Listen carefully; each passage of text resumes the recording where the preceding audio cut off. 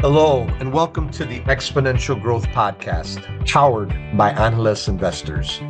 I'm your host, David Olivencia, co-founder of Analyst Investors, and a passionate advocate for leveraging innovation and technology to drive success. In this podcast, we'll dive into the strategies that top leaders, investors, and entrepreneurs are using to navigate and thrive in this era of accelerating technological change.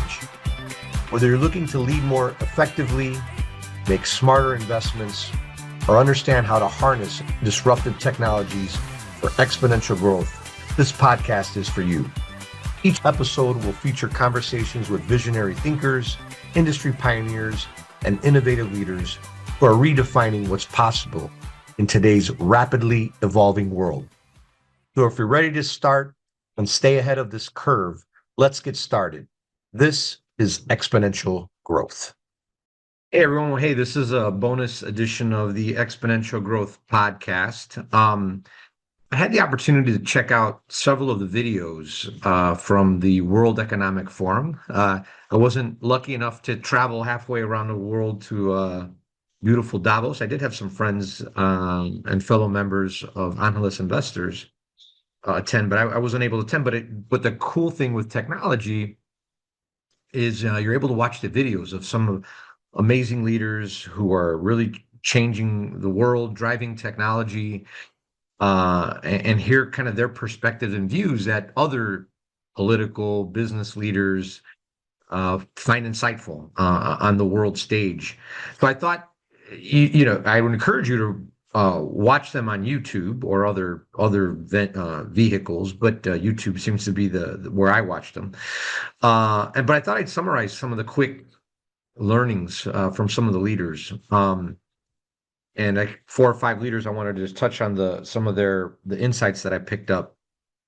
Elon Musk, he was with Larry Fink, and a couple of these interviews were with Larry Fink of Blackstone, and he really drove home energy, AI, but this continuous mission and purpose he has around making life, making humanity, making consciousness interplanetary. And he used this analogy of human consciousness as like a tiny candle that is very fragile. And we need to protect it so it doesn't get blown out, right? And his view is, hey, let's make life interplanetary. That's why he's got obviously SpaceX, Tesla. There's even conversations that they're going to merge them, XAI, and then also he has a big focus on energy. So he talked a lot about energy, about the power of the sun, how the U.S. is behind China in solar, but how just the enormous amount of energy and capacity from our sun. And then a quote that he used in Davos, but I've heard him use other places that it's better to be an optimist and be wrong than a pessimist and be right. So that was it was a great, insightful chat with Larry Fink. So I'd encourage you to watch it for more detail. That was the kind of synopsis of it. The second one was with Jensen Huang, the CEO of NVIDIA.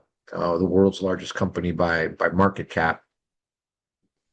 And he basically said multiple times that this is with AI, this is the largest infrastructure build out in human history. And he also highlighted that, the good thing about this largest infrastructure build out is there's going to be a lot of jobs, a lot of getting your hands dirty jobs, carpenter, manufacturing, HVAC, construction, to make, build out these data centers and build out this infrastructure. So talked about that. He also talked about, he's a really good communicator and laid out how we should think about AI and he called it like the layers of the stack. And he said, hey, at the bottom is energy, right? It's like the foundation. And then on top of that are chips, and then you have data centers, then you have, call it applications and things that use all this AI, on top of it. And he kind of laid out the various stacks and how to think about it. He talked about where they play, but how dependent they are on energy and how this, the build out. So he laid out a really good scenario way to think about AI and how it relates to all these things and just the components of it. Then he talked about he used an example about jobs. You know, is AI going to take away jobs, right? And then he talked about the scenario with a radiologist, and as they said, oh well, when AI came out, I don't know, several years ago or whatever, he said, that hey, there was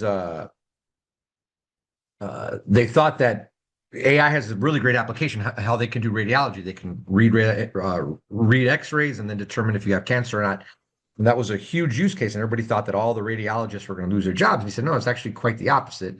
That yes, AI is doing that, reading all the things and giving really good diagnosis.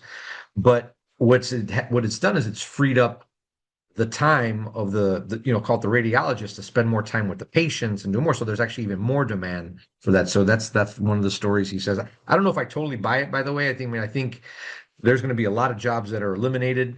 I'm sure there's going to be cases like that. But anyways, he lays out that story, so you can take a listen to that. Satya Nadella was basically more from Microsoft. Was basically the CEO of Microsoft. Was basically like, hey, this is coming. You need to, look at your workflows, look at your organization. This is transformational, and that if you're staying still, you're going to get disrupted and beat by somebody who's smaller and more innovative because it's coming fast. Was basically his message. And then he talked about AI boosting human productivity. He also touched on energy costs and how that was important. It's an important area that we got to get fixed if we're going to win in AI. And then the last thing, I think this they're all kind of important, but I thought this one was really cool. And that even to this day, there's a big inequality, right? The rich keep getting richer, the poor keep getting poorer, and the middle class is relatively stagnant. The way trends are going, AI is not going to make this any better. And he's saying, hey, we need to look at AI and make sure that it's giving everybody the capacity, to compete, win, and remove any form of inequality, which I thought was great. And hopefully that we make that happen, right? I think it's important. Andy Jassy from the CEO of Amazon, by the way, they're a great sponsor of Angeles investors. Talked about tariffs, and yes, they have a huge AI cloud, all that kind of stuff, but they also have one of the world's largest, if not the world's largest, store. And so we talked a little bit about tariffs, how they're starting to poke the inflation a little bit. And then he just basically said, hey, this AI demand it's just unprecedented, right, in terms of what he sees and what's going on, and that, hey, we need to continue to get in front of it. Amazon has an amazing view because they power many of the startups, maybe 80% of all the startups in the world. But they also power many of the large companies. So they have a good view into how, tech, AI, cloud are being used. So kudos to Amazon and Andy Jassy for sharing that perspective.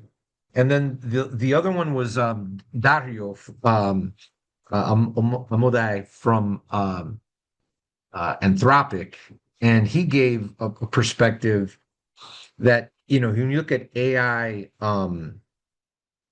AI and software engineering, that it's basically going to eliminate 50% of the software engineering jobs. Actually, all of them in like 6 to 12 months, not 50%, all of them in 6 to 12 months. And that software engineers right now is saying basically that they're now in this, and they're not even writing code anymore. That's more, they're getting the code written. They're just maybe editing and tweaking and stuff like that. And then he said it was a 50% of entry-level jobs will be eliminated, and that we would have artificial general intelligence where AI is smarter than human, in the next year or 2 years. And then there's maybe not him, but others I've heard say that, where AI is smarter than all humans together, I don't know, 5 years or something like that. So it's moving fast. It's moving fast. And then the last point he said, and this is, we think about these chips and these AI chips, that he likens them to like nuclear weapons, right? And we got to be very careful who we let AI chips get in the hands of, in some case, China or whatever, right? That they're equivalent to like nuclear. So we need to be really protective of these AI chips.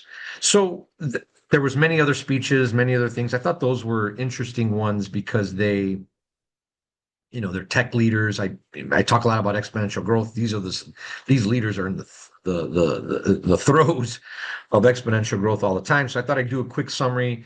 Encourage you to watch the videos, but if you don't have time to watch videos, you wanted a quick snapshot of what went on there. That was it.